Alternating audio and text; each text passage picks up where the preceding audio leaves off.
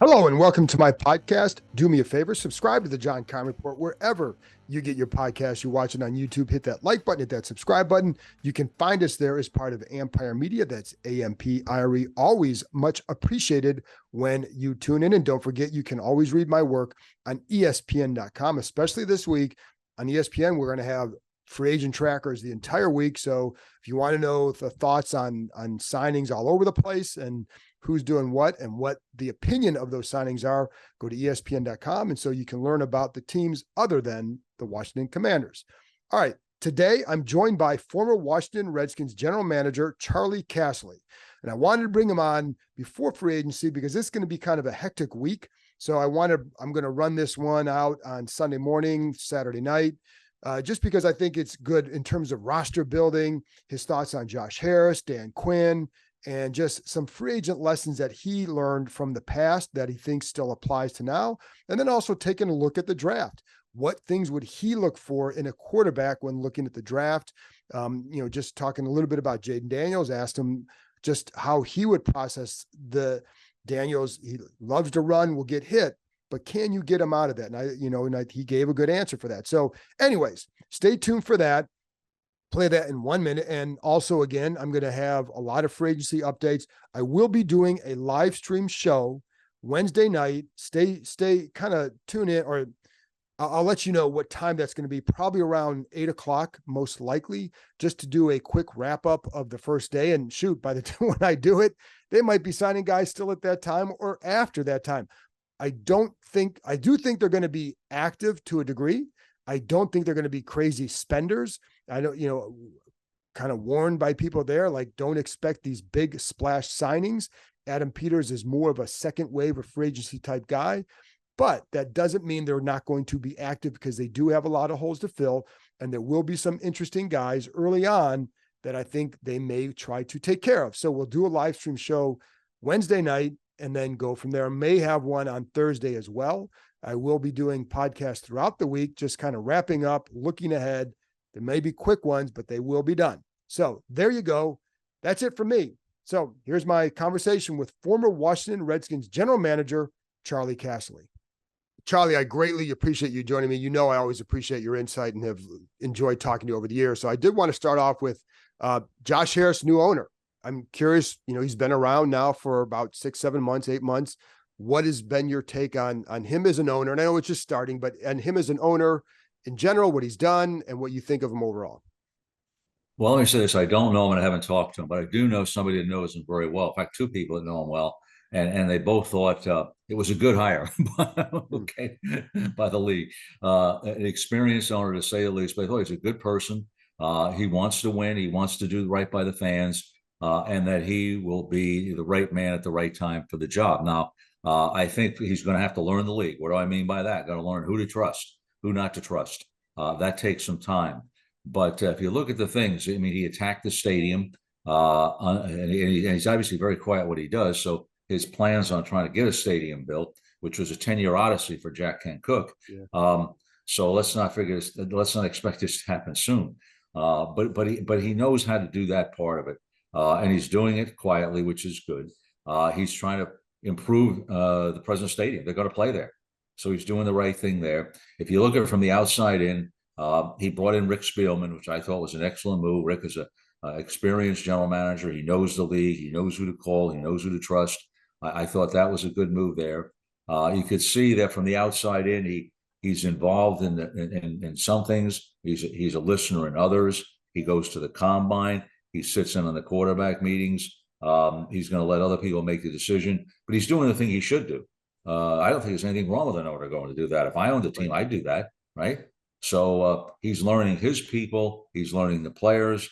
I'm sure he'll be active in free agency as far as spending the money.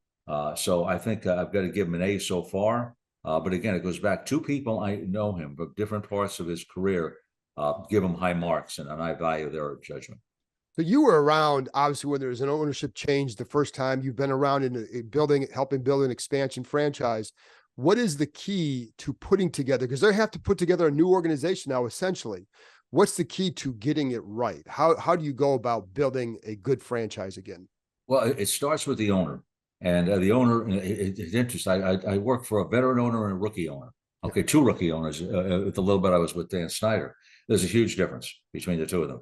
Jack Kent Cook, along with his son John Kent Cook, they've been there forever. It seemed. Okay, so they understood the ups and downs. Okay, it's a simple point. Jack Kent Cook listened to the head coach, the general manager, and nobody else. Okay, and then he listened to his son off on the side, not with us in the room. Okay, so that's it.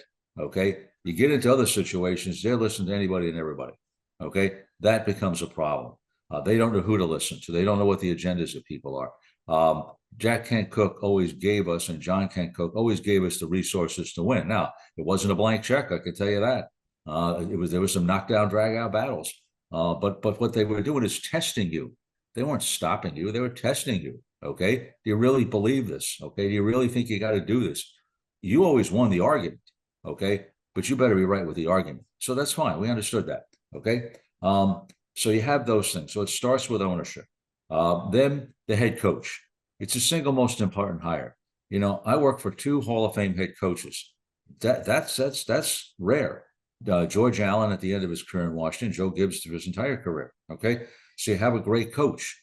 And what makes a great coach? Well, the first thing is he's smart enough to hire a great staff. If you look at the staffs of George Allen and Joe Gibbs, they're great staffs. Okay, so you start with ownership, giving you the things you need, and time and patience is one of them. You got a great coach. Okay, we can talk about what makes a great coach, and then you bring in the personnel people. Okay, that work with the head coach, and we can talk about that, getting the players to fit the system to win. So it's all of the above things that you have to have in place. Okay, so to me, that's what makes a winning organization. And you talk about what makes a great head coach, and I was going to ask you about Joe Gibbs, because it's a guy who's a Hall of Famer in 2 sports, and being around him, part of my take on him, just being around him the second time, is Joe always kind of undersold how smart he was and wasn't afraid to surround himself with really good coaches. No question about it. When he went in to meet with Jack Kent Cook, he came in there and he says, Mr. Cook, and he gave a list of 9 names. Okay. And he's Mr. Cook, these are good coaches, but they have good jobs. Okay. So Jack Kent Cook said to him, and you've been around Mr. Cook, he says, I'm going to get every one of them for you. Okay. Then he turns to Bobby Beathard, don't come back without him. Okay. So when he gave you the don't come back without him, there was no other question. You walked out of the room and you got him, and Bobby got, I think, 8 of the 9, which was credit to Bobby. Okay. But here's the thing. The telling thing is, one of the NFC coaches, who was very prominent at the time, made a comment when he looked at that staff. He says, oh boy, they got hell of a staff there. Okay. So right off the bat, people stood up, and Joe kept that as he lost a coach. He lost Joe Bugle. He replaced him with Jim Hannafin, another Hall of Fame offensive line coach. Dan Henning, you bring in Jerry Rome, who was a great coach, who was a coordinator at the time in Seattle, very successful. So that part, the single most important thing you do is hire people. That was Joe Gibbs. Okay. So the other thing with Joe is his ability to adapt. He won Super Bowls with 3 different quarterbacks, adapted his system in time, came in with a standard NFL offense, and this ain't going to work against Lawrence Taylor. Right. Okay, so he went back to the 2 tight end offense. So he had tight end covering Lawrence Taylor. So he had a plan to block Lawrence Taylor, the single greatest defensive football player of all time. Guess what? He's in the division twice a year. Right. So he adapted. Okay, and he could coach different personalities. I mean, if you just looked at him, he said he'd never coached Dexter Manley or John Riggins. He coached them both. Okay, he had a way to reach them, and he had a way to get them to conform and to play for him. So the things he did that were great is staff, like you pointed out. Okay, his ability to adapt his offense to the players he had and to coach different personalities. So and that's why he's in the Hall of Fame in racing. Ability to pick people. Single most important thing you do is hire people. So when you look at Washington hiring Dan Quinn, what are your thoughts on him? I think he's an excellent leader. He's a guy that can build a team, get the players to play for him. That's the number one thing you want in a head coach, is the ability to lead. Now, I think when you go back to Atlanta, he made some brilliant hires. I mean, he hired Kyle Shanahan. Yeah. Okay. That seems like a no-brainer. It wasn't a no-brainer at that time. He saw what we all saw in Kyle as a young coach. Okay. And then Kyle brought in some great staff. Dan made a mistake, and he knows it. He let coaches go with Kyle. Right. And that ain't happening again. Okay. So he learned from that. Okay. because he had some great hit, LaFleur with him, who goes on and becomes the head coach of Green Bay. He wouldn't have done that in retrospect. So he's learned from that. Okay. So I like the hire. I think it's good. I think, he's obviously, hired experienced staff. And I think his job is to manage the staff and evaluate the staff. What you can do is this. These jobs aren't forever now. If somebody's not doing the job, I always go back to Bill Cowher. He made a hire one time that wasn't the right hire.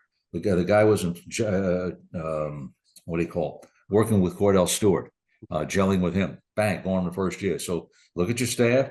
It's hard to hire a staff in 1 year. Evaluate at the end of 1 year. You have to make some changes. Make some changes. With the guy in his second stint as a head coach, what are some things you would look for to see? Because obviously he had some success in Atlanta, and you brought up some of the, the staff changes in Atlanta went down at the end. So what would you look for to see? Is this guy, how could it be different? Well, I don't think he got as much help from the front office as he should have as time went on there. Okay. So I think that we'll evaluating the staff on paper looks good. Let's see how it works out, how people mesh with the players. So, he's got an inexperienced defensive coordinator backed up by experience around him, though. Okay, that's what I like there. So, the experienced special teams coach, experienced on the offensive side of the staff with Kingsbury and Anthony Lynn. So, and he's got some good young coaches there too. So let's evaluate how the coaches coach and how he manages them, makes decisions on them after the year. But he was a guy that would have gotten jobs in previous years if he didn't take himself out of them. So, I like the hire. There's no question I like the hire. Leader, motivator, okay, team builder. Has hired a lot of experienced coaches and some good young coaches. So let's see how that works out over the course of the year. And if he has to make adjustments, he'll make the adjustments. Positive hire. Yeah. And how hard can it be? Like, obviously they haven't won here in a long time. How hard is it to then get a franchise going in that right direction? Even if you make some of these correct hires, what has to happen next? Well, there's a couple of things. When I went to Houston, we did a study, okay, of teams that turn it around in 3 years. So give them 3 years and he'll turn it around. If not, get rid of them. What we did is we did a study on teams that, quote, turn it around. When they, quote, again, turned it around, made the playoffs after 3 years, 12 of their starters were already in place. So they only added 10 starters in 3 years. Okay, so think about that now, okay? So are there 12 starters here that will be here in 3 years, okay, that could give you a winning football team? Now, they're not all pros, okay, but they're good players, okay? I don't know if they have that. Yeah. Okay, so sometimes it takes more than 3 years on that part there. Turning the culture around, I don't think there was a bad culture with Ron Rivera, so I don't think that's a problem, okay? Ron Rivera, didn't have enough good players at the end, I think, okay? I mean, that's kind of it, and maybe some of his staff decisions, didn't pan out the way he hoped them to pan out. Okay. So I think that culture, I don't think that'd be a problem at all. Not at all. Okay. Now he's adding players. I mean, they're tearing it down. They traded Montez Sweat. Okay. That was a big one. Okay. To be honest with you, I wouldn't have traded Montez Sweat. Okay. That I wouldn't have done. I understand Chase Young had injury issues. Okay. I could see where you had to walk away from that one. So now getting the players. Now he's part of the process. Okay. But so is the general manager, so is the staff he brings in. So it's going to be all of the above things there to get him enough players. I don't think they have 12 guys now that'll line up and start in 3 years. That's just an impression from the outside. Oh, I think you're definitely right on that part, and I think that's why I could take a minute.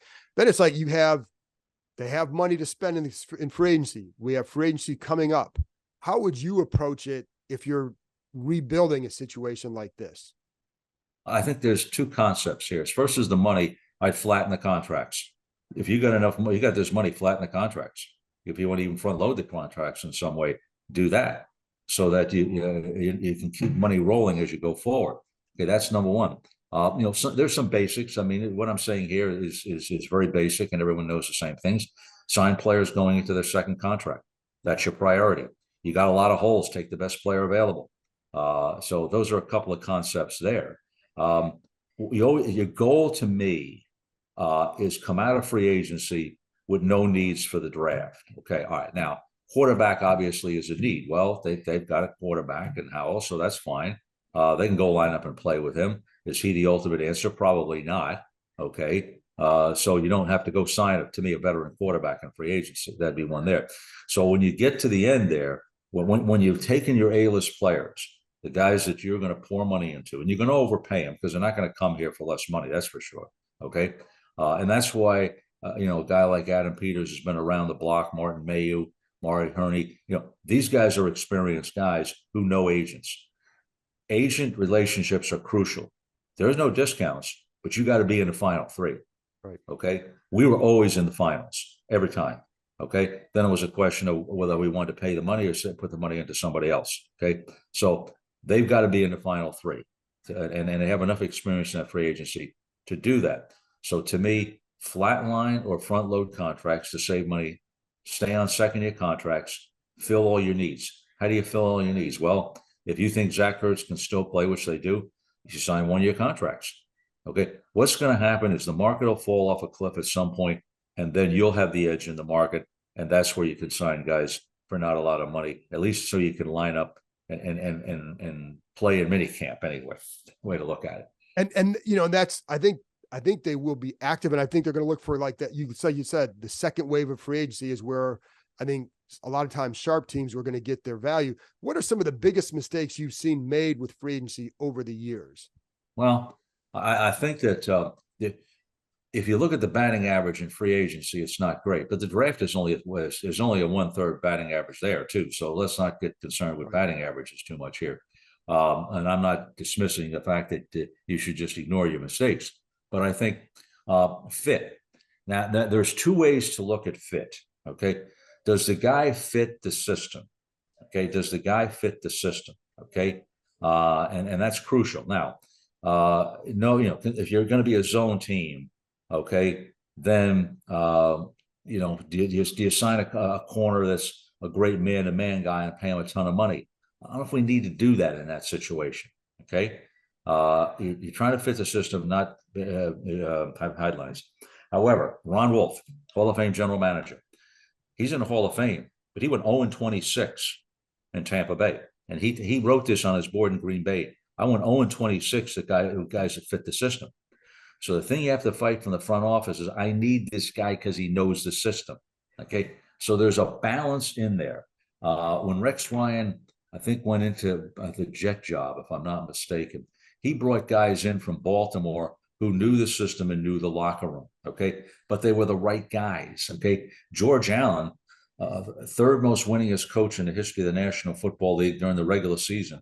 I think there's only 3 guys that won 70% of the games in the regular season.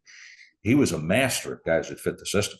Okay. He rebuilt the Redskins in, 71 overnight with defensive veterans, and bang, that's the one's a team that couldn't defend anybody to one of the best defenses in the league over the next couple of years. Okay. But he's a master at it. So as a general manager, you're going to have coaches coming to you and, boy, this guy knows the system, or the guy probably can't play anymore. That's different. Right. So the Rex Ryan, George Allen formula worked right. Okay. So you got to be careful about guys that know the system, but guys that fit it. Okay. We're not talking about the X's and O's, a man-to-man corner. Okay. If you're in man, can this guy play man? If the guy can't play man, you're signing the wrong guy. Right. You're not trying to win the headlines. So that's where the general manager and personnel staff have to know what they're doing, and they have an experienced staff. So I'm confident about that. Then it's meshing with the coach. This is where Dan Quinn's experience will come in. Okay. But there's a balance in there of fit the system, or does this guy just know the system? Okay. So you have to balance that in there. There's nothing wrong with being aggressive. Joe Gibbs, second time around, figured it out. They built a playoff team by signing 5 or 6 guys who are immediate starters. So you have that potential. But are people going to come here? Okay. The money is important, but you're going to overpay some of them. And the other thing is, this is why front load it and flat the contract, because you're going to have some guys as a general manager, when you're rebuilding a team. I know in Houston, nobody wants to come to an expansion team. Are you kidding me? Okay. You're not going to win there for a long time. So you overpay them, but you understand you're going to have some contracts that aren't going to be good, that you work yourself out of over a period of time. The key there is this: the general manager controls the salary cap, not the negotiator, not the analytics guy. The head coach and the general manager control the cap because they understand how to get out of the mess that they're going to create. At times, with a bad contract, they have no choice but doing. And then so one of the things that we've heard big time is collaboration. And again, you worked with Joe, who seemed to be very collaborative. You guys had that. What's the key to making that work between a GM and a coach? I think, first of all, vision from the head coach. Keep it simple, stupid. Okay. Joe Gibbs, quarterback, arm strength was huge to him.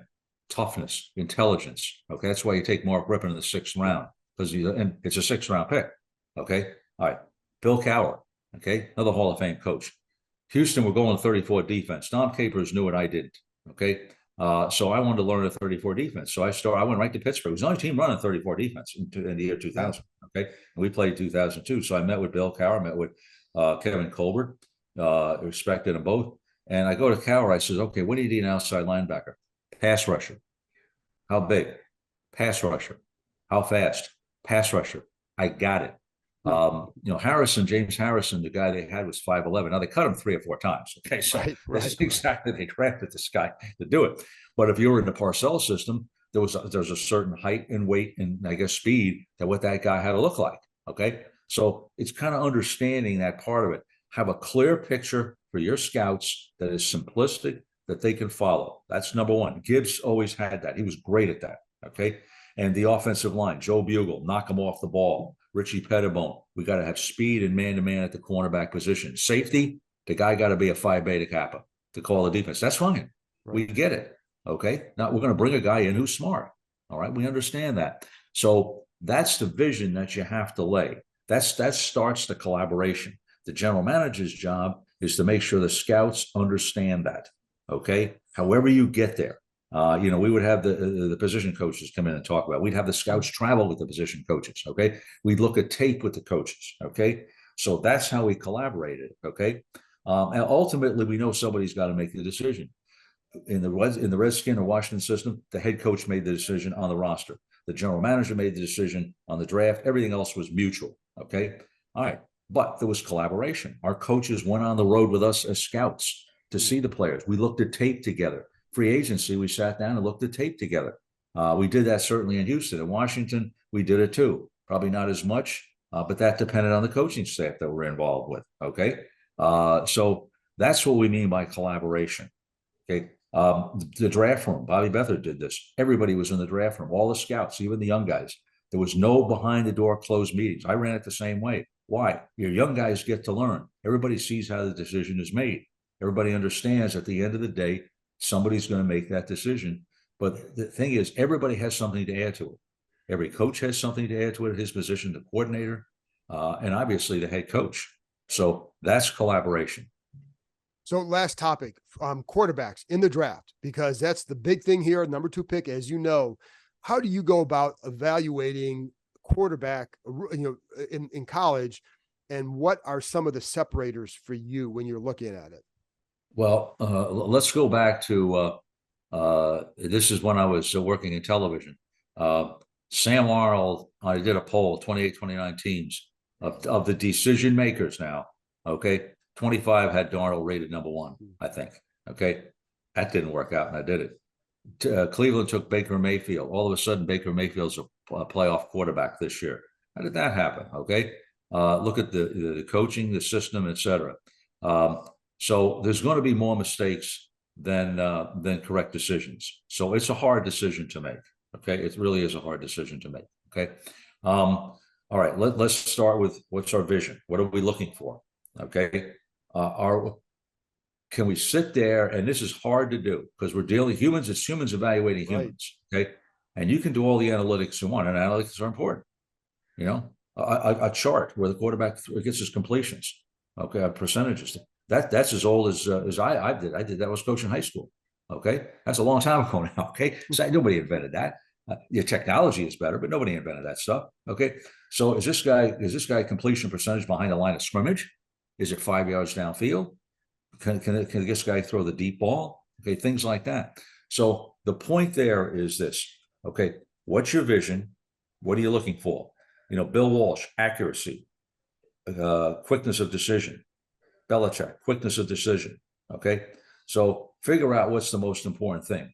Gibbs, big arm, toughness, intelligence, crucial to him. If you didn't have those three things, it wasn't going to work. Okay. Everybody says, what about mobility? Well, of course you want mobility. Okay. But you're not going to get everything. Right. So to me, I think intelligence is important, but we can vary intelligence. This is where it's hard right now for the general manager, Adam Peters. Okay. And Martin Mayo, Marty Herney, the triumvirate, and everybody else involved. Okay. We don't know Cliff Kingsbury. That's not a negative. We haven't been with him. We don't know how what is his, when he says intelligence, what does he mean? Joe Gibbs could vary it with the talent and the system of the guys.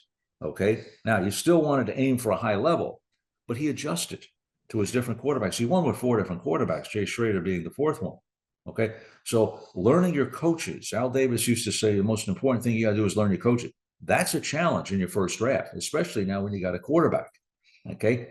So when we go through this, all right, we're going to have, what are the most important things? We're going to look at the tape together. Okay. In a group.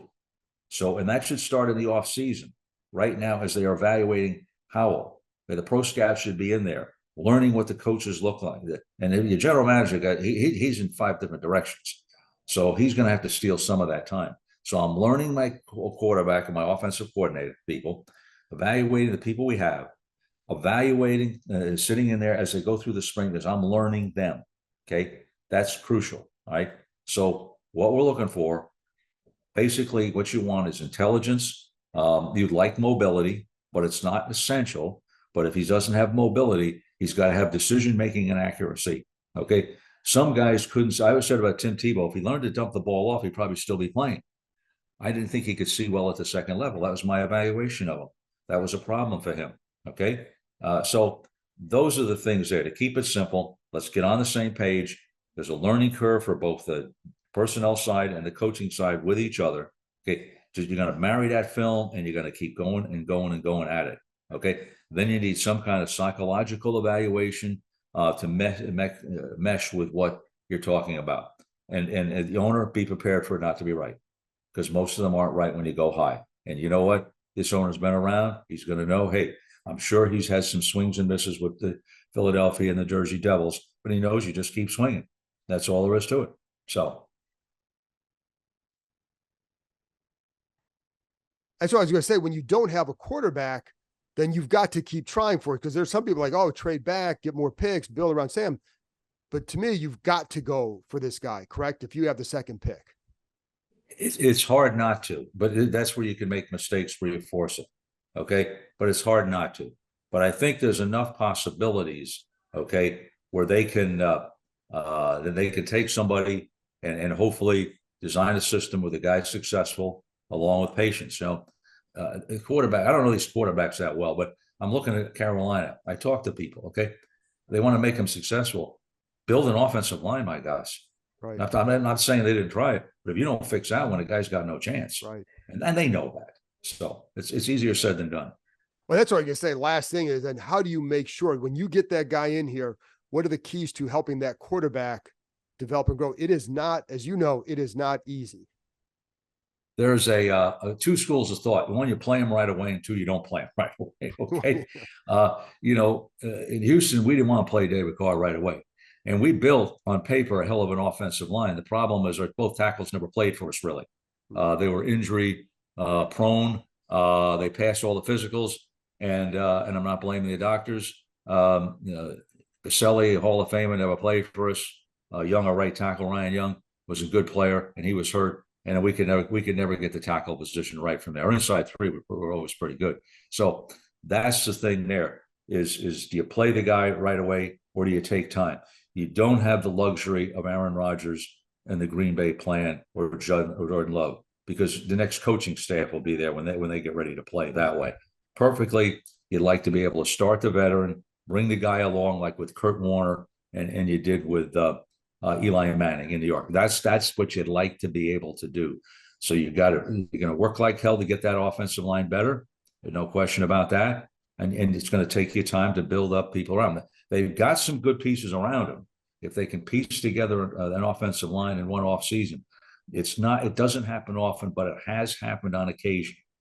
So we wish him luck in that area. They know what they have to do. Are there going to be enough groceries in Parcells' term to Yes. buy at the store when it comes time to do it? If you have a quarterback, and just in general, because like Jaden Daniels, the guy everybody's looking at, and I think he's very intriguing. He also takes a lot of hits. Is that easy to get out of a player?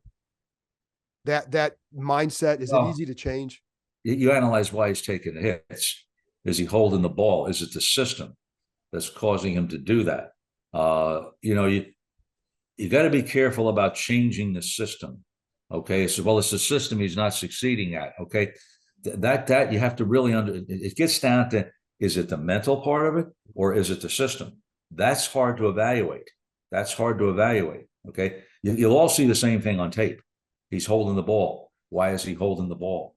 And that's where the coach has to come in. But the GM's got to be at his side to understand. And the GM, he's not a coach, but they've been around a lot of football now. Okay, they've been around a lot of coaches, so they understand coaching. Okay, so you learn football as a general manager by sitting and listening. I sat with Gibbs for 11 years on Monday. I got a hell of an education on football. Yeah. And even with like a guy like Daniels, because he's going to run the ball, right? He's going to run downfield and take big hits. He's not going to avoid them. Is that mindset easy or difficult to change when you're a running quarterback? You want to get downfield, but you're not getting down. You're taking on hits versus getting out of bounds or something. Is that an easy? It gets changed. You've seen enough quarterbacks to do that. It gets changed. Okay, so but obviously it has to be changed. But running quarterbacks are part of the game right now. The college offenses are in the pros, that was a natural thing that was going to happen. And but I've seen them learn it. Okay, I've seen them learn it. So, Charley, I appreciate your time. Always enjoy talking to you and your wisdom. And thanks for sharing it. Well, let me say this about you. I remember you, the Northern Virginia Sun. The right? Journal. Yeah. The Journal. Is that what it was called? Yeah, Northern Virginia Journal. Okay. Yeah. And I have this young kid. I'd always get a message from who's John Keim, Northern Virginia Journal. Oh, I know that paper. Okay. So I've seen it, but I don't know if I've ever read it. Yeah. But your career is a model for all young people who want to go in. You hustled your butt off. You never stopped working. You advanced in your career. You were polite, but you were always learning. Okay. And that's why you're one of the best in the game. So that's why it was easy to say yes to this interview. So, well, Charley, I really appreciate that. Thank you very much, man. Good talking to you. All right. Same here now. Bye now.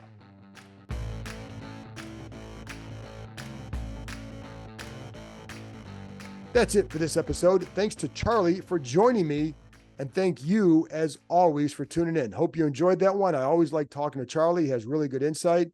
So I'll be back on Monday with Bram Weinstein, the voice of the Commanders, as we look ahead to free agency. I'll talk to you next time.